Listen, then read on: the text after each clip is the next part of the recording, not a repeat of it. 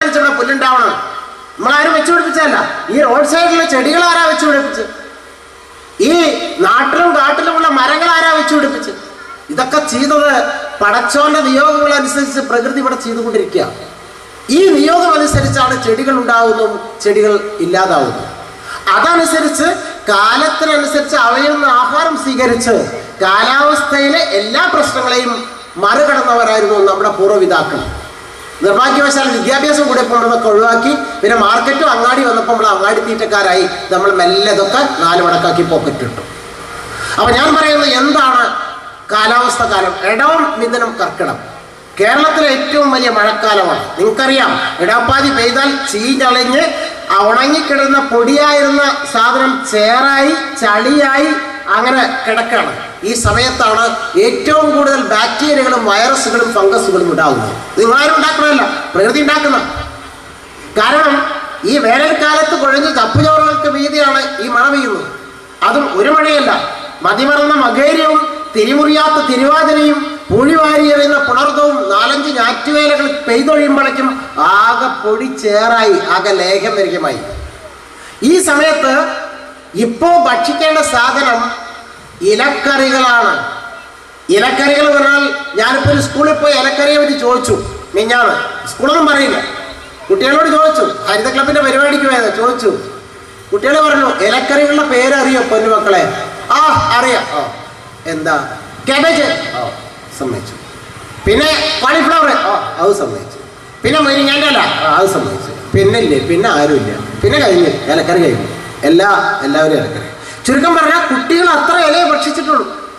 നമ്മുടെ ഈ തൊടിയിൽ നിൽക്കുന്ന നിങ്ങൾ ഉണ്ടാക്കുന്നതിന്റെ 10 ഇരട്ടി സാധനങ്ങളാണ് ഭക്ഷിക്കുക. തഴുതാമ മുതൽ പൊന്നാങ്കണ്ണി മുതൽ മുത്തൽ വരെ, അവസാനം നിങ്ങൾ തൊടിയിൽ വളർത്തുന്ന കോവലിന്റെ ഇല വരെ 1-ാം ക്ലാസ് ഭക്ഷണമാണ്. ഫൈബറുള്ള സൂക്ഷ്മമൂലകങ്ങളുള്ള ഇലക്കറികൾ ഭക്ഷിക്കേണ്ട കാലമാണ് ഈ മഴക്കാലം. ഞാൻ പറയുന്നത് രോഗങ്ങളെ ഓടിക്കാൻ ഒരു രോഗം നിങ്ങളുടെ പടിക്കലേക്ക് കയറില്ല. കാരണം ശരീരത്തിന് വേണ്ട സൂക്ഷ്മ പോഷകങ്ങൾ പോഷക സംയുക്തങ്ങളായി അടിവരയ്ക്കണം. പോഷകങ്ങൾ കറക്റ്റ് സംയുക്തങ്ങളായി പ്രകൃതി ഒളിപ്പിച്ചിരിക്കുന്ന ഇലക്കറികളിലാണ്. അതുകൊണ്ട് ആ കാലത്ത് പ്രകൃതിയിൽ സ്വാഭാവികമായി ഉണ്ടാകുന്ന ഇലക്കറികൾ, പൂവൻചീര വരെ, കുപ്പച്ചീര മുതൽ ആനത്തുവ മുതൽ ഭക്ഷിക്കുമ്പോൾ ആനത്തുവയിൽ എ വിറ്റാമിൻ ആണെങ്കിൽ കുപ്പച്ചീരയിൽ കരോട്ടിൻ റിച്ച് ആണ്. നിങ്ങളുടെ കുടലിൽ അർബുദം വരില്ല. അങ്ങനെയുള്ള വളർത്തുന്നേക്കാൾ കൂടുതൽ വളരാത്ത സാധനങ്ങൾ ഭക്ഷിച്ചിരുന്നു നമ്മുടെ പൂർവ്വപിതാക്കൾ. ഒരു അരിയാറ് കഷായവും കൊമ്പഞ്ചാതി ഗുളിയും ചേർത്ത് കഴിച്ചാൽ മാറാത്ത ഒരു പനി നമ്മുടെ വാപ്പാപ്പന്മാർക്ക് ഉണ്ടായിരുന്നില്ല. ഒന്ന് ആലോചിക്കണം നിങ്ങൾ. ഇപ്പോ എത്ര ഡോക്ടർമാരെ കാണുന്നുണ്ട്, എന്നിട്ടും നമുക്ക് വല്ല രക്ഷയുണ്ടോ? കാരണം നമ്മുടെ ഭക്ഷണം എന്താ ഭക്ഷണം? ഇപ്പൊ എന്താ നമ്മുടെ ഭക്ഷണം? ഏത് കാലത്തും ഉരുളൻകിഴങ്ങ്, ഉള്ളി, തക്കാളി, ക്യാബേജ്, കോളിഫ്ലവർ കഴിഞ്ഞു.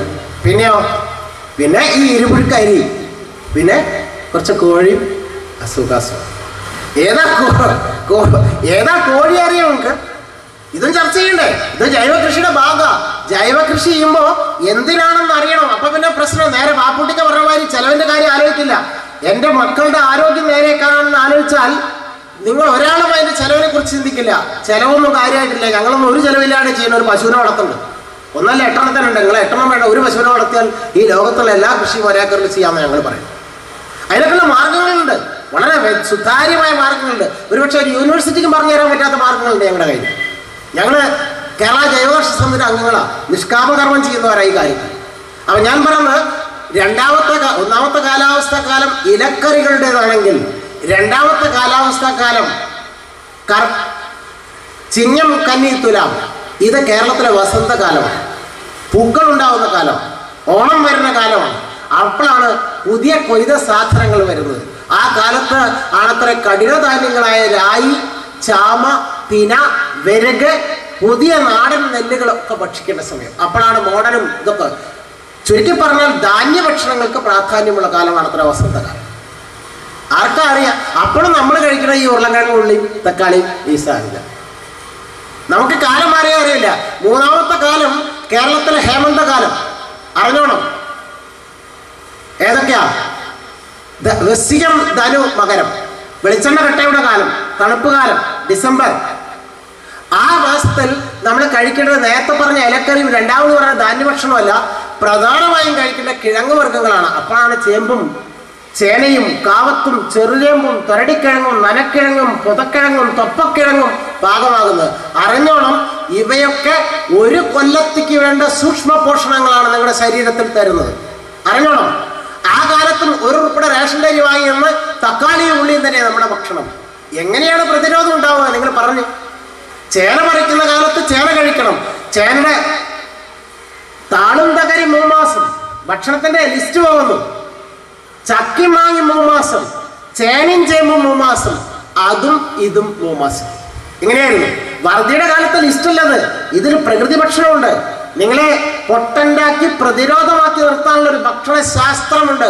അങ്ങനെ 1000 തലമുറകൾ ജീവിച്ചു പോയ മണ്ണാണിത്. നമ്മൾ സൗകര്യങ്ങൾ കൂടി നമ്മുടെ വീട്ടിൽ കാറ് വന്നു. കാറൊന്നും ആരോഗ്യത്തെ സംരക്ഷിക്കുമെന്ന് തോന്നുന്നില്ല. എന്നാൽ ഒറ്റ വീട്ടിലിപ്പോൾ രോഗികൾ ഉണ്ടാവാൻ പാടില്ല.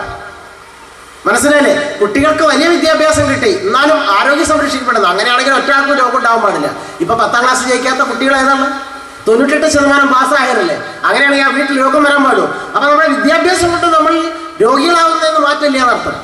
ആ മാറ്റം വേണമെങ്കിൽ ആഗ്രഹിക്കുന്നുണ്ടെങ്കിൽ ഭക്ഷണത്തിൽ തന്നെ പത്യേ സതീകതർത്തസ്യാം കിം ഔഷധനിഷേണം. ഞാനല്ല പറഞ്ഞത്, ചരകൻ.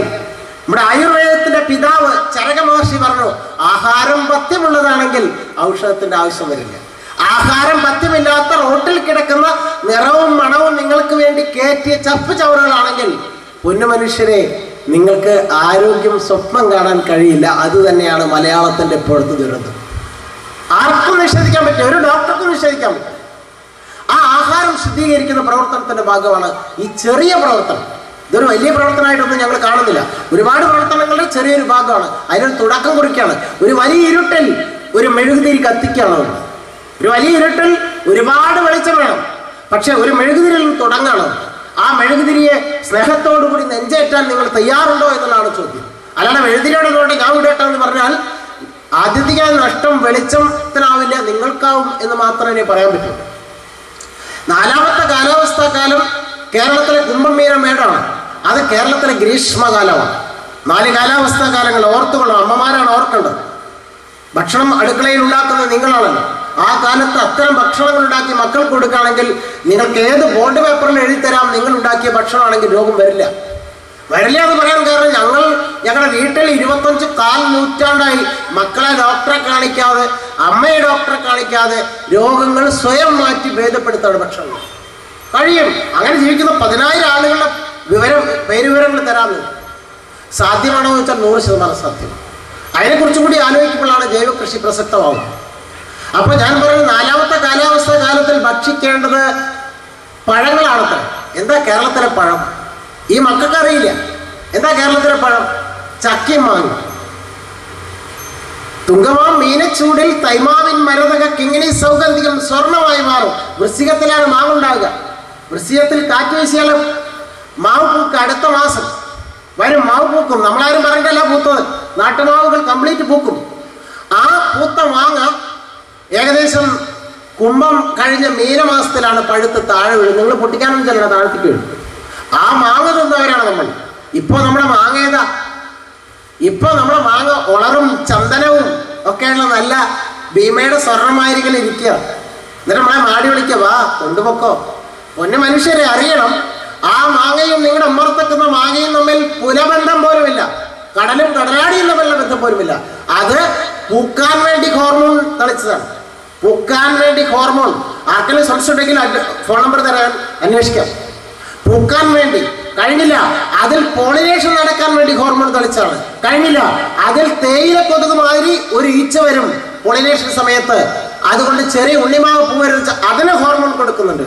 കഴിഞ്ഞില്ല.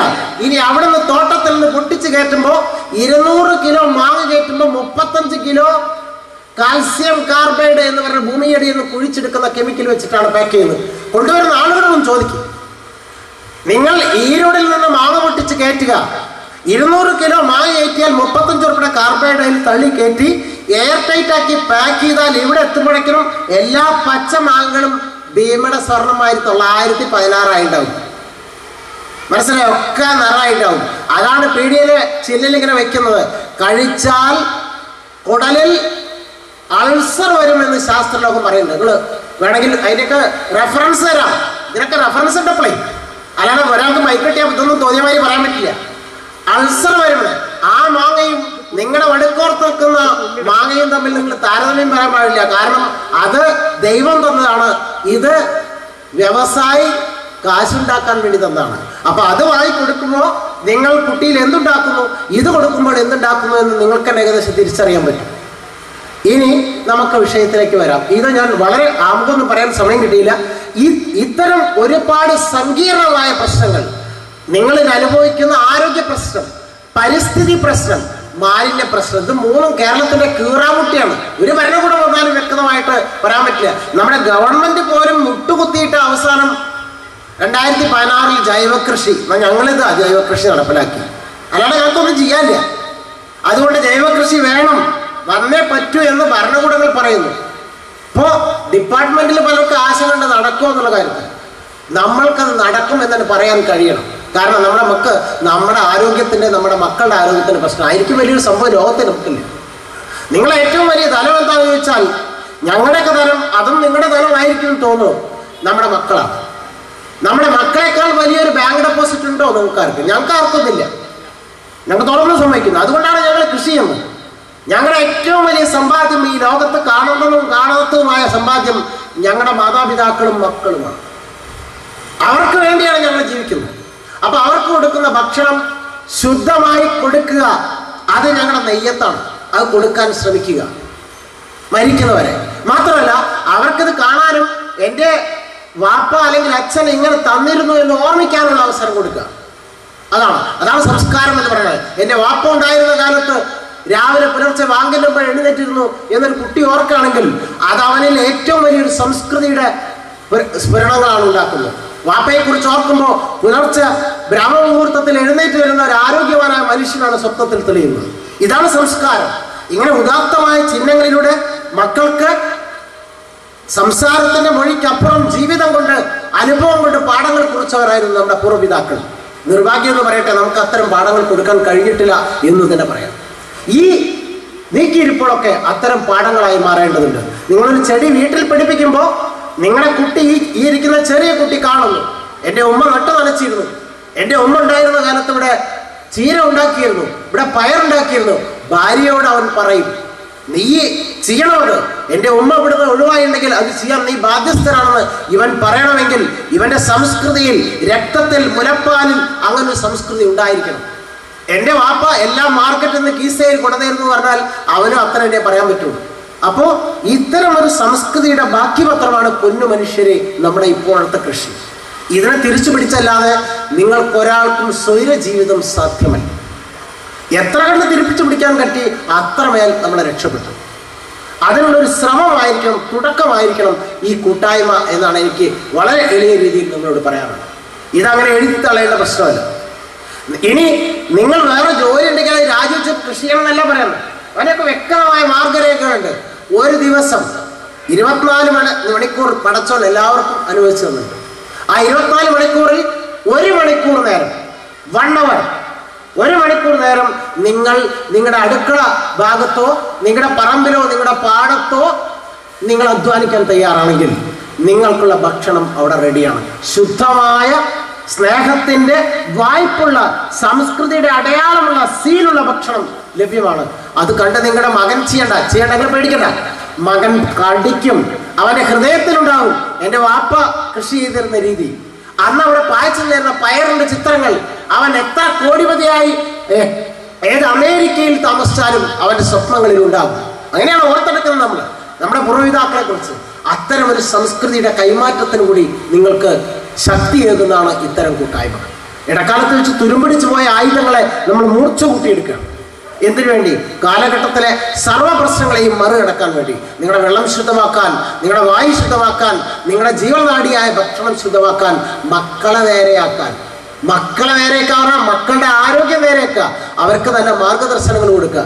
എൻ്റെ വാപ്പ 10 മണിക്ക് ഏറ്റവും വന്നിരുന്ന ആളാണെന്ന് ഒരു കുട്ടി ഓർക്കുമ്പോൾ അവിടെ സംസ്കാരം അധപ്പതിച്ചു പോകുന്നു. എൻ്റെ വാപ്പ രാവിലത്തെ പുലർക്കാല നമസ്കാരം കഴിഞ്ഞ് പറമ്പിൽ പോയി എന്തെങ്കിലുമൊക്കെ ചെയ്ത് 7-8 മണിയാകുമ്പോഴത്തേനും ഇവിടെ പണിക്ക് പോയിരുന്ന ആളാണെന്നൊരു കുട്ടി ഓർക്കുകയാണെങ്കിൽ അത് വാപ്പയ്ക്ക് കുട്ടിക്ക് കൊടുക്കാവുന്ന ഏറ്റവും വലിയ ജീവൻ സന്ദേശമാണ്. ആ സന്ദേശം കൊടുക്കുമ്പോൾ അവിടെ ശുദ്ധമായ ഭക്ഷണം വിരിയുന്നു, കുട്ടിയുടെ ശരീരം നേരെയാവുന്നു. സർവോപരി വാപ്പ കുട്ടിക്ക് എന്നും ഒരു മാർഗദർശിയായി മുന്നിൽ നടക്കുകയാണ്. പിന്നാക്കം കുട്ടിക്ക് വരാൻ അവൻ വന്നാലും വന്നില്ലെങ്കിലും അവന് ഹൃദയസ്ഥമായ ജ്ഞാനമുണ്ടാവും, ഉറപ്പ്. അതാണ് കൾച്ചർ. അത്തരം ഒരു കൾച്ചറൽ ട്രാൻസ്മിഷൻ കൂടി ആവശ്യമായിരിക്കുകയാണ് ഇന്നത്തെ ഈ പരിസ്ഥിതി. അപ്പൊ നിങ്ങൾ ഈ ചെയ്യുന്ന ചെറിയ കാര്യമല്ല, വളരെ ഏറ്റവും ബൃഹത്തായ കാര്യമാണെന്നാണ് പറയാനുള്ളത്. അതിലേക്ക് വലിയൊരു കാര്യം നിങ്ങൾക്ക് ചെയ്യാനില്ല. നിങ്ങളുടെ വായുവെ ശുദ്ധമാക്കുന്ന, നിങ്ങളുടെ വെള്ളത്തെ ശുദ്ധമാക്കുന്ന, നിങ്ങളുടെ ഭക്ഷണത്തെ ശുദ്ധമാക്കുന്നതിൽ കൂടുതൽ ഏത് കാര്യമാണ് നിങ്ങൾക്ക് ചെയ്യാനുള്ളത്?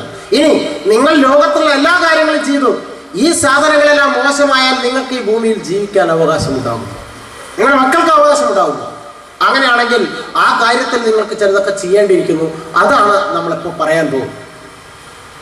ആദ്യമായിട്ട് നിങ്ങൾ ഒരു 4 സെന്റ് സ്ഥലവും നല്ലൊരു മനസ്സും അല്പം സൂര്യപ്രകാശവും ഉണ്ടെങ്കിൽ 4 ആൾ കുടുംബത്തിന് അത്യാവശ്യം വേണ്ട കാലാവസ്ഥാ ഭക്ഷണം അവിടെ ഉണ്ടാക്കാം. അതാണ് ഞാൻ പറയാൻ പോകുന്നത്.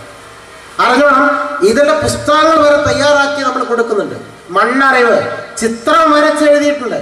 എവിടെ എന്തൊക്കെ നടണം, എപ്പോ കായ്ക്കും, എപ്പോ പൂവിടും, അതിന് എന്തൊക്കെ ചെയ്യണം. ഇനി 26 കീടനാശിനി വീട്ടിലുണ്ടാക്കാം, ആവശ്യമാണെങ്കിൽ ഉണ്ടാക്കിയാൽ മതി. കീടങ്ങൾ വരും, കാരണം നമ്മളെ മാതിരി പടച്ചോൻ പടച്ചതാണ്. 81,000 ജന്തുജാലങ്ങളിൽ 69,000 ജാതികൾ ഷഡ്പദങ്ങളാണ്, കീടങ്ങളാണ്. അവയെ നമ്മളാരും പടച്ചതല്ല. അവർക്ക് ചില കർമ്മങ്ങളുണ്ട്, നമ്മൾക്കുള്ള കർമ്മങ്ങൾ പോലെ. അവരിന്നും അവരുടെ കർമ്മമാണ് നിറവേറ്റുന്നത്. ചാഴി, ഉദാഹരണം, നിങ്ങളുടെ നെല്ലിൽ ചാഴി വരുമ്പോൾ നീരൂറ്റി കുടിക്കുന്നു ഇല്ലേ? ചാഴി നിങ്ങളുടെ ശത്രുവാണ്. ആ ശത്രുവിനെ നിങ്ങൾ കൊന്നാൽ അപ്പുറത്ത് നിൽക്കുന്ന പുല്ലിന്റെ നീരൂറ്റി കുടിച്ച് പുല്ലിനെ നിയന്ത്രിക്കുന്നതും ഇവനാണ്. നിന്റെ തൊടിയിലെ പുല്ലിനെ നിയന്ത്രിക്കുന്നതും ചാഴിയാണ് നിങ്ങളുടെ നെല്ലിനെ ശല്യം ചെയ്യുന്നത്. അപ്പൊ നിങ്ങൾ ഓർക്കേണ്ടത്, അവനെ കൊന്നു കഴിഞ്ഞാൽ പുല്ല് പെരുകുന്നു എന്നുള്ളതാണ്. അപ്പൊ അതുകൊണ്ട് അവനെ കൊല്ലാതെ നെല്ലിൽ നിന്നും മാറ്റി നിർത്തുക, അതല്ലേ വേണ്ടു. നിങ്ങൾക്ക് അതല്ലേ വേണ്ടു, നിങ്ങളുടെ വിളയിൽ നിന്നും അവനെ മാറ്റി നിർത്തുക. അവിടെയാണ് ജൈവ കീടനാശിനിയുടെ പ്രസക്തി. നേരെ കുറച്ച് രാസകീടനാശിനികളല്ല, കംപ്ലീറ്റ് വൈപ്പ് ഔട്ട്. അവനെ ഒഴിവാക്കുക. അവനെ ഒഴിവാക്കിയാൽ നമുക്കുണ്ടാകുന്ന ദുരന്തം പിന്നെ ഒരിക്കലും പറയാം. കാരണം ഈ പ്രാണികളിൽ 60% നമ്മുടെ പരാഗണത്തെ സഹായിക്കുന്നവരാ. നിങ്ങൾക്ക് പരാഗണം നടത്താൻ പറ്റില്ല. പ്രകൃതിയിലുള്ള ഈ ജീവികളെ പടച്ചോ അതിനും കൂടി നിയോഗിച്ചില്ല. നിങ്ങൾ ഒന്നിച്ച് ഇവരെ കൊന്നു തീർത്താൽ നിങ്ങളുടെ പരാഗണം ആര് ചെയ്യും? അങ്ങനെ 100,000 നൂലാമാലകളിലാണ് പ്രകൃതിയിലുള്ളത്. അതിലിടപെട്ട് ഒന്നിനെ മാത്രം നീക്കം ചെയ്താൽ പാരിസ്ഥിതിക പ്രശ്നങ്ങൾ മേലെന്ന് പോവില്ല. അപ്പൊ അതുകൊണ്ട് അവയെ നമ്മുടെ വിളകളിൽ നിന്ന് നീക്കി നിർത്തുക. അതാണ് ജൈവ കൃഷിയുടെ ഉദാത്തമായ മാനം. ഈ പടച്ചവൻ പടച്ച പടപ്പുകളൊക്കെ തന്നെ നിലനിർത്തിക്കൊണ്ട് നമുക്ക് ഭക്ഷണം മണ്ണിന്ന് പുറത്തെടുക്കാനുള്ള കഴിവുണ്ട്. ആ കഴിവിനെ പുനർജനിപ്പിച്ച് എടുക്കുക എന്നുള്ളതാണ് ജൈവ കൃഷിയുടെ ദൗത്യം. അവിടെ നമ്മൾ സുഖമായി വാഴും, മറ്റ് ജീവജാലങ്ങൾ സുഖമായി വാഴും. മറ്റുള്ള ജീവജാലങ്ങളില്ലെങ്കിൽ നമ്മളില്ല. നമുക്ക് വേണ്ട ഈ കാണുന്ന എല്ലാ ചരാചരങ്ങളും ഒന്നും കൂടുതലല്ല, എല്ലാം പടച്ചവൻ സൃഷ്ടിച്ചതാണ്. അപ്പൊ പടച്ചവന് ചില ലക്ഷ്യങ്ങൾ ഉണ്ടാവുക കാര്യത്തിൽ.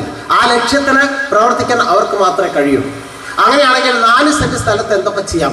ഈ കൂട്ടായ്മയിൽ നിന്നുള്ള സഹായം ഉപയോഗിച്ചും നിങ്ങൾക്ക് സ്വന്തമായും എന്തൊക്കെ ചെയ്യാം പറയാൻ പോകും. ആദ്യം നമുക്കൊരു ഭക്ഷണ പാറ്റേൺ ഉണ്ടാക്കണം. ആദ്യം ഈ ചെടികൾ പിടിപ്പിക്കുന്നതിന് മുമ്പ് ഞാൻ പറയുന്നത്, ആരോഗ്യം സൂര്യനോട് ചോദിച്ചു വാങ്ങണം. സൂര്യനാണ് ഈ ഭൂമിയിൽ എല്ലാ ചെടികളെയും നിങ്ങളെയും നിലനിർത്തുന്നത്.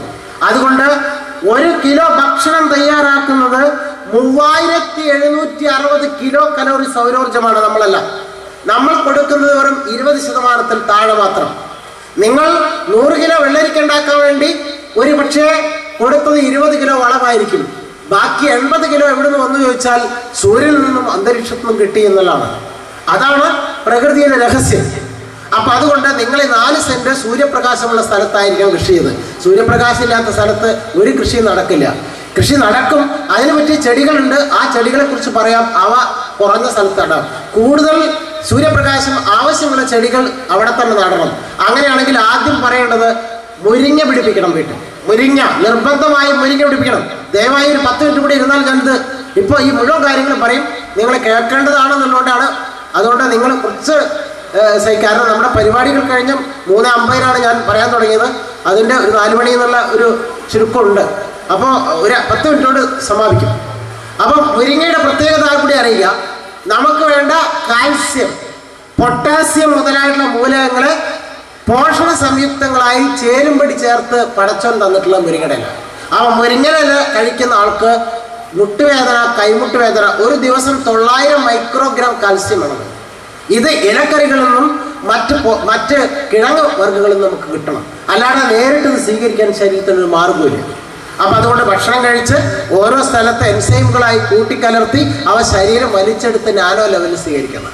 അപ്പം മുരിങ്ങയില പിടിപ്പിക്കണം, മുരിങ്ങയില കഴിക്കണം. കുട്ടികൾക്ക് മുരിങ്ങയില കൊടുക്കുന്നത് ശീലമാക്കണം. നിങ്ങളുടെ വീട്ടിൽ മുരിങ്ങ നടുക, 2-3 കായ പൊട്ടിക്കാൻ, ഇല പൊട്ടിക്കാൻ. കായ പൊട്ടിക്കുന്നതിൽ ഇല പൊട്ടിക്കുന്നതിൽ കായ കുറയും. രണ്ടാമതായി പിടിപ്പിക്കേണ്ടത് പച്ചമുളകാണ്.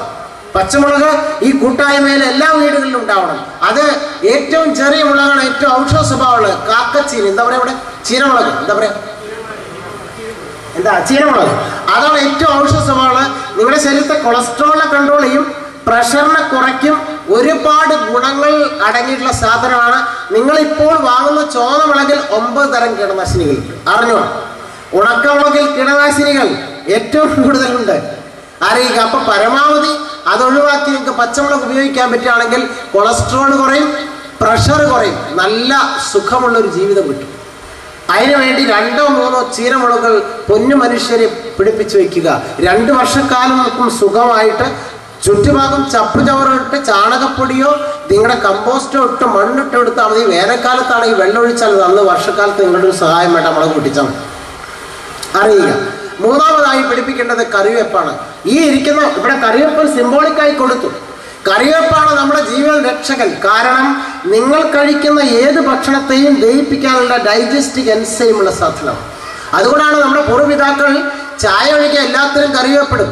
ബിരിയാണി വയ്ക്കുമ്പോഴും നെയ്ച്ചോറ് വയ്ക്കുമ്പോഴും ഉപ്മാവ് ഉണ്ടാക്കണം സമ്മന്തി അരയ്ക്കുമ്പോൾ മുതൽ എല്ലാത്തിനും കറിവേപ്പിടാൻ കാരണം ഇതിൽ ദഹിക്കാൻ വിഷമുള്ള സാധനങ്ങളെങ്കിൽ അവയെ ദഹിപ്പിക്കാൻ കുടലിനെ സഹായിക്കുക.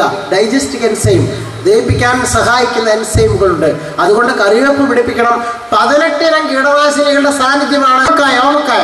ഏറ്റവും ബെസ്റ്റ് സാധനമാണ്. മാത്രമല്ല പപ്പായിൽ എന്ന് പറഞ്ഞൊരു എൻസൈം ഉണ്ട് അതിൽ, അതറിയണം. മാത്രമല്ല ക്ഷാരഗുണമുള്ള പഴമാണ്. നമ്മൾ കഴിക്കുന്ന പലതും അമ്ല ഗുണം കൂടുതലാണ്. പുളിച്ചു തട്ടുക, നെഞ്ഞു നേറുക, ഇൻഡൈജഷൻ ഇതൊക്കെ വരണമെങ്കിൽ നിങ്ങൾ ഒരു ദിവസം ഒരു നേരം പപ്പായ ആക്കുക കറിയായിട്ട്. പഴുത്ത പപ്പായ കഴിക്കുക, നല്ല മോഷൻ ഉണ്ടാവും. ക്ഷാരഗുണമുള്ള പഴം. കുട്ടികൾ പുളിച്ചു തേട്ടുന്നുണ്ട്, നെഞ്ഞു നേറുണ്ട് പറഞ്ഞാൽ ഉമ്മമാര് ഒരു പച്ച പപ്പായ ചെത്തിയിട്ട് കുട്ടിക്ക് 2 കടിച്ച് തിന്നാൻ കൊടുക്കുക. അരമണിക്കൂറിനകം മാറിയിരിക്കും. കാരണം ക്ഷാരഗുണം കൂടുതലുള്ള സാധനം ചെന്നാൽ അമ്ല ഗുണത്തെ നിയന്ത്രിക്കപ്പെടും. ഇത്രയും സിമ്പിളാണ് കാര്യം, അറിയണം എന്ന് മാത്രം. അപ്പൊ നിങ്ങളുടെ വടുക്കോർത്ത് 2-3 പപ്പായകൾ ഉണ്ടാവട്ടെ. അതിനെ പപ്പായ പച്ചയായും പഴമായും കറിയായും ഉപ്പേരിയായും ഇടണം. ക്യാബേജും പപ്പായയും തമ്മിൽ വളരെ വ്യത്യാസമുണ്ട്. ക്യാബേജ് കഴിച്ചാൽ ഗോയിട്രോജൻ എന്ന് പറഞ്ഞ എൻസൈം ഉണ്ട്. ഉമ്മമാര് കേട്ടോണം, വെറുതെ പറയല്ല, ലാബ് റിപ്പോർട്ടാണ് പറയുന്നത്. ഈ ഗോയിട്രോജൻ എന്ന് പറഞ്ഞ എൻസൈമിന്റെ പ്രത്യേകത ശൈത്യമേഖലയിലുള്ള ആൾ കഴിച്ചാൽ അവൻ ധാരാളം മൂത്രം ഒഴിക്കും. നമ്മൾ ഉഷ്ണമേഖലക്കാരോ മൂത്രം കുറവാണ്, വിയർപ്പാണ്. ഞാൻ ഇപ്പോഴും വേർത്തുകൊണ്ടിരിക്കുക. അപ്പൊ നമ്മുടെ വിയർപ്പ് ഗ്രന്ഥികൾക്ക് ഈ ഗോയിട്രോജൻ വലിച്ചെടുക്കാൻ കഴിയില്ല, മൂത്രഗ്രന്ഥികൾക്കേ പറ്റൂ. പപ്പായും തമ്മിൽ വളരെ വ്യത്യാസമുണ്ട്. ക്യാബേജ് കഴിച്ചാൽ ഗോയിട്രോജൻ എന്ന് പറഞ്ഞ എൻസൈം ഉണ്ട്. ഉമ്മമാര് കേട്ടോണം, വെറുതെ പറയല്ല, ലാബ് റിപ്പോർട്ടാണ് പറയുന്നത്. ഈ ഗോയിട്രോജൻ എന്ന് പറഞ്ഞ എൻസൈമിന്റെ പ്രത്യേകത ശൈത്യമേഖലയിലുള്ള ആൾ കഴിച്ചാൽ അവൻ ധാരാളം മൂത്രം ഒഴിക്കും. നമ്മൾ ഉഷ്ണമേഖലക്കാരോ മൂത്രം കുറവാണ്, വിയർപ്പാണ്. ഞാൻ ഇപ്പോഴും വേർത്തുകൊണ്ടിരിക്കുക. അപ്പൊ നമ്മുടെ വിയർപ്പ് ഗ്രന്ഥികൾക്ക് ഈ ഗോയിട്രോജൻ വലിച്ചെടുക്കാൻ കഴിയില്ല, മൂത്രഗ്രന്ഥികൾക്കേ പറ്റൂ. ധാരാളം മൂത്രം ഒഴിക്കുന്ന കൊടൈക്കനാലിലും ഊട്ടിയിലുള്ളവൻ ക്യാബേജ് കഴിച്ചാൽ അവന്റെ ഈ വൃക്ക ഇത് മുഴുവൻ വലിച്ചെടുത്ത് പുറത്തുവിടും. നമ്മുടെ സ്വെറ്റ് ഗ്ലാൻസിന് വിയർപ്പ് ഗ്രന്ഥികൾക്ക് വലിക്കാൻ കിട്ടാതും മൂത്രം കുറവായതുകൊണ്ട് ഈ ഗോയിട്രോജൻ നമ്മുടെ ശരീരത്തിൽ കിടക്കും. ഈ മാലിന്യമാണ് നമ്മുടെ പാങ്ക്രിയാസ് എന്ന് പറയുന്ന ഗ്രന്ഥിയെ തളർത്താൻ 10% കാരണം. അതായത് നിങ്ങൾക്ക് വന്ന ഡയബറ്റിക് അഥവാ പഞ്ചസാര രോഗത്തിന്റെ ഒരു പ്രതി ക്യാബേജ് ആണെന്ന് അറിഞ്ഞുകൊള്ളുക. നമ്മൾ ഉപ്പേരിയായി എഴുതി തള്ളി സാധനം. കാരണം അത് ശൈത്യമേഖലയിൽ ഉണ്ടാകുന്ന സാധനം. ഊട്ടി കൊടൈക്കനാൽ മുതലായ സ്ഥലങ്ങളിലാണ് അത് ഉണ്ടാകുന്നത്. നമ്മൾ റിസർച്ച് നടത്തി നമ്മുടെ നാട്ടിലേക്ക് കൊണ്ടുവന്നാണ്. നമ്മുടെ പപ്പായ എഴുതിത്തള്ളി. അപ്പൊ കുട്ടികളോട് പറയണം, പപ്പായയുടെ എടുക്കോർത്ത് പോലും നിന്ന് നിൽക്കാൻ ക്യാബേജിന് അർഹതയില്ല. അത്രയും മോശമായ ഭക്ഷണമാണ് നമ്മളിപ്പോൾ കഴിച്ചുകൊണ്ടിരിക്കുന്നത്. പിന്നെ അത് നിങ്ങൾ മനസ്സിലാക്കും, ഫംഗസ് പൂപ്പൽ വരും. അവിടുന്ന് 1% വീര്യമുള്ള ബോഡോ മിശ്രിതത്തിൽ ചാക്കടക്കം മുക്കിയെടുത്തിട്ടാണ് ഇവിടെ കൊണ്ടുവരുന്നത്. അല്ലെങ്കിൽ 5 ദിവസം പോലും ഇരിക്കില്ല. അപ്പൊ നിങ്ങൾ കഴുകാതെ പോവുകയാണെങ്കിൽ ബോഡോ മിശ്രിതം അകത്തും ചെല്ലും. മനസ്സിലായില്ലേ? എത്രയും കെമിക്കലുകൾക്ക് വിധേയമായിട്ടാണ് വരുന്നത്. നിങ്ങളുടെ വടുക്കോർത്ത പപ്പായക്ക് ആരാണ് കെമിക്കൽ ഇട്ടത്? കുട്ടികൾക്ക് സ്വാദിഷ്ടമായ ചിരകിയിട്ട് നല്ല വെളിച്ചെണ്ണയൊക്കെ തൂവി ധാരാളം ഭക്ഷണം ഉണ്ടാക്കി അവരെ ടേസ്റ്റ് ഗുണങ്ങളെ നിങ്ങൾ പിടിച്ചു വെക്കണം. ഇതാണ് ശരിയായ ഭക്ഷണം എന്നറിഞ്ഞ് ഒരേ അർബുദവും നിങ്ങൾക്ക് വരില്ല, വൃക്ക പോവില്ല, വൃക്ക അവിടെ തന്നെ പടച്ചോൻ തന്ന മാതിരി നിൽക്കും. ഭക്ഷണത്തിലാണ് മാറ്റം വരുത്തേണ്ടത്. ഇനി അടുത്തതായി നിങ്ങൾ പഠിപ്പിക്കുന്നത് നാട്ടുവാഴകളാണ്. എന്നിട്ട് നമുക്ക് ഈ ചെടികളിലേക്ക് വരാം. നാട്ടുവാഴയുടെ മഹനീയത പറഞ്ഞാൽ കഴിയില്ല. ഇല മുറിച്ച് ചോറുണ്ണാം, ഇല ചീന്തി പൂളക്കിഴങ്ങ് തിന്നാം. എയറോബിക് ബാക്ടീരിയ എന്ന് പറഞ്ഞാൽ ഇല നനയാത്തത്. നിങ്ങൾ ചൂടുള്ള ചോറ് കുട്ടികൾക്കായി ഇട്ടുകൊടുക്കുകയാണെങ്കിൽ 50 ഡിഗ്രി സെൽഷ്യസിൽ വാക്സ് ഉരുകും. ശാസ്ത്രത്തിനൊന്നും പഠിക്കണ്ട. ആ വാക്സും കൂടി ചോറിൽ ഒട്ടിപ്പിടിക്കും. അതാണ് കുട്ടികൾ കഴിക്കുന്നത്. അവരുടെ വയറ്റിൽ 1 ഗ്രാമോ 1/2 ഗ്രാമോ മെഴുകും ചെന്നു അർത്ഥം. മെഴുകിന് ദഹിപ്പിക്കാൻ ശരീരത്തിന് കഴിയില്ല. കാരണം പടച്ചവൻ അറിയില്ലല്ലോ നിങ്ങൾ മെഴുകു വാരി തിന്നുന്നത്. മനുഷ്യന്റെ ഭക്ഷണം അല്ലല്ലോ മെഴുക്. നിങ്ങളുടെ ഭക്ഷണത്തിൽ മെഴുക് ഉൾപ്പെടുന്നത് സൃഷ്ടാവൻ അറിയാത്ത കാരണം അതിനുള്ള എൻസൈം നമ്മുടെ ശരീരത്തിൽ തന്നിട്ടില്ല. ഇങ്ങനെയുള്ള ഒരുപാട് നൂലാമാലകളാണ് രോഗം വരുന്ന വഴികൾ. അറിയുക. അപ്പൊ വെക്കണം, മലമായി വിടും. അതായത് കുടൽ ശുദ്ധീകരിക്കും എന്നർത്ഥം. നിങ്ങൾ പൊറാട്ടയാണ് കഴിക്കുന്നതെങ്കിൽ കുടലിന് മലബന്ധം ഉണ്ടാക്കും. കാരണം പൊറാട്ടയിലുള്ളത് നിങ്ങൾ വാങ്ങുന്ന ഗോതമ്പിന്റെ വേസ്റ്റാണ് മൈദ. 1967 അമേരിക്ക അതുവരെ ശാന്തസമുദ്രത്തിൽ കൊണ്ടുപോയി താഴ്ത്തിയിരുന്ന സാധനമാണ് മൈദ എന്ന് പറയുന്ന സാധനം. അത് മൈദ എന്ന പേര് കൊടുത്തിട്ട് ഇന്ത്യയിലേക്കും മറ്റ് 3-4 ലോക രാജ്യങ്ങളിലേക്ക് അയക്കാൻ തുടങ്ങിയത് 67 മുതലാണ്. ഇതിന് പേര് കൊടുത്തത് അമേരിക്കൻ വീറ്റ് ഗ്രോവേഴ്സ് അസോസിയേഷനാണ്. അങ്ങനെ അവിടുത്തെ ഗോതമ്പ് കൃഷിയെ പ്രോത്സാഹിക്കാൻ വേണ്ടി ഇതിന്റെ വേസ്റ്റും കൂടി 3-4 ലോക രാജ്യങ്ങളിൽ വിടുക. അറിയുക, ആട്ടയും മൈദയും റവയും കഴിഞ്ഞ ശേഷം ഒന്നുമില്ലാത്ത സാധനമാണ് മൈദ. അതിന്റെ യഥാർത്ഥ കറ കണ്ടാൽ നിങ്ങൾ കാർത്തൊലിച്ച് തുപ്പും. അതിന് അലക്സാൻ എന്ന് പറയുന്ന ഒരു സാധനം വിട്ട് ഉജാലമുക്കണമായി മുക്കി കൊടുത്താണ് നിങ്ങൾക്ക് കിട്ടുന്ന വെളുത്ത മൈദ. മൈദ തൊട്ട് നോക്കുക, സിൽക്ക് മാതിരി ഉണ്ടാവും. ഒന്ന് തൊട്ട് നോക്കണം. അത് പൊടിയുടേതല്ല, അലക്സാനാണ്, കെമിക്കലാണ്. തൊട്ടാൽ നല്ല സിൽക്ക് ഉണ്ടാവും, മാർദ്ദം ഉണ്ടാവും. ഈ സാധനം കഴിച്ചു കഴിഞ്ഞാൽ ഉള്ളിലേക്ക് വിറ്റാമിൻസും മിനറൽസും കിട്ടില്ല. മാത്രമല്ല ഇതുകൊണ്ടാണ് 99% ബേക്ക്ഡ് ഫുഡും ഉണ്ടാക്കുന്നത്. അത് കഴിച്ചിട്ട് കുട്ടികൾക്ക് വെറുതെ നിറം കണ്ടിട്ട് സന്തോഷിക്കാന്നല്ലാണ്ട് ഉള്ളിലൊരു പോഷണവും ചെല്ലില്ല. നമ്മുടെ മക്കൾക്ക് പ്രതിരോധം കുറയുന്നതിൻ്റെ 1-ാം പ്രതി ബേക്ക്ഡ് സാധനങ്ങളാണ്. അർബുദത്തിന്റെ വരാനും കാരണം അതാണ്. അത് തുടങ്ങി ഞാൻ പിന്നെ പറയാം. വീണ്ടും നമ്മുടെ 4 സെന്റിലേക്ക് വരാം നമുക്ക്. അപ്പൊ 4 സെന്റിൽ ഞാൻ പറയണമെന്ന് ഓർക്കുക. എന്തൊക്കെ വെച്ചു? മുരിങ്ങ വെച്ചു, പപ്പായ വെച്ചു, കറിവേപ്പ് വെച്ചു, ചീനമുളക് വെച്ചു, നാട്ടുവാഴകൾ വെച്ചു. 10 അടി നാട്ടുവാഴകൾ വെച്ചാൽ വാഴകളുടെ ഇടയിൽ പപ്പായ വെച്ചു. വാഴകളുടെ ഇടയിൽ നിങ്ങൾ ചേനും ചേമ്പും നടണം. തുലാമാസത്തിൽ പറിക്കാനുള്ളതാണ്. തുലാമാസത്തിൽ ചേന കഴിച്ചാൽ 1 വർഷത്തേക്കുള്ള ഊർജ്ജമാണത്രേ. കാൽസ്യത്തിന്റെ ഡെഫിഷ്യൻസി വരില്ല, സ്ട്രോങ് ആണ്. അപ്പോൾ അതുകൊണ്ട് ഒരു 10 ചേന പിടിപ്പിക്കുകയാണെങ്കിൽ 4-ാം കുടുംബത്തിന് തുലാവൃശ്ചിക മാസത്തിൽ പറിക്കാനുള്ളതായി. ഇതിന്റെ ഇല കർക്കിടകത്തിൽ ഭക്ഷിക്കാം. പക്ഷെ മുറിക്കുമ്പോൾ ശ്രദ്ധിച്ച് മുറിക്കണം. തളിരില കുറച്ച് മുറിച്ച് ഭക്ഷിക്കാം. ചേമ്പിന്റെയും ചേനയുടെയും തളിരില ഭക്ഷിച്ചാൽ വളരെ നല്ലതാണ്. നാട്ടുഭക്ഷണങ്ങളിലേക്ക് തിരിച്ചു വരിക. പാക്കറ്റിലുള്ള സാധനം ദയവായി കുട്ടിയെ കാണിക്കാതിരിക്കുക. വാങ്ങണ്ടെങ്കിൽ അവനെ പറയണം, ക്യാൻസറാണ് പൊന്നുമോനെ, വൃക്ക പോവും, അമ്മയ്ക്ക് ഒന്നും ചെയ്യാൻ കഴിയില്ല. അതുകൊണ്ട് സ്നേഹത്തോടു കൂടി നല്ല ടേസ്റ്റിനനുസരിച്ച് ഉണ്ടാക്കി കൊടുക്കുക. അപ്പോൾ വാഴയുടെ കഴിഞ്ഞ ചേമ്പിലേക്കും വാഴപ്പഴത്തിൻ്റെ ഒരു ഗുണം കൂടി പറയാം. ഏത് കാലാവസ്ഥയിലും കേരളത്തിൽ ഉണ്ടാവുന്നതാണ്, ഏത് കാലാവസ്ഥയിലും കഴിക്കാൻ പറ്റുന്ന പഴവുമാണ് വാഴപ്പഴം. ഇനി ചേമ്പും ചേനയും. ചേമ്പ് 10 ചേനയും 10 ചേമ്പും ഉണ്ടെങ്കിൽ നിങ്ങളുടെ കർക്കിടകത്തിലെ ഇലക്കറികളുടെ കാര്യവും തുലാമാസത്തിലെ കിഴങ്ങ് വർഗ്ഗങ്ങളുടെ കാര്യവും നല്ലൊരു പരിചയം നടക്കും. അപ്പോൾ ഒരു വാഴ, ഒരു ചേമ്പ്, അതിന് ഒരു ചേന, പിന്നെ അടുത്ത വാഴ, ഇങ്ങനെ വെക്കുക. 10 അടിയിൽ വാഴ വെച്ചാൽ ഒരു 3 അടി കഴിഞ്ഞാൽ ഒരു ചേമ്പ് വെക്കാം. കാരണം ചേമ്പിനും ചേനയ്ക്കും 40% സൂര്യപ്രകാശം മതി. അതാണ് ഞാൻ നേരത്തെ പറഞ്ഞത്. വാഴയ്ക്ക് 100% വേണം, അല്ലെങ്കിൽ വാഴ തിരിഞ്ഞു പോകും, അല്ലെങ്കിൽ വാഴ പൊന്തിപ്പോവും. സൂര്യപ്രകാശം കുറഞ്ഞാൽ കായക്കൊല കുറയും. കാരണം മൂപ്പർക്ക് അത്രയും വലിച്ചെടുത്തിട്ട് വേണം 12 കിലോ ഉള്ള കൊല ഉണ്ടാക്കാൻ. ചേനയ്ക്കും ചേമ്പിനും വെറും 40% സൂര്യപ്രകാശം മതി വാഴയുടെ ഇടയിൽ വെച്ചാൽ പോലും ഉണ്ടാകും. അതാണ് കൃഷി പഠനത്തിന്റെ ഏറ്റവും പ്രധാനം.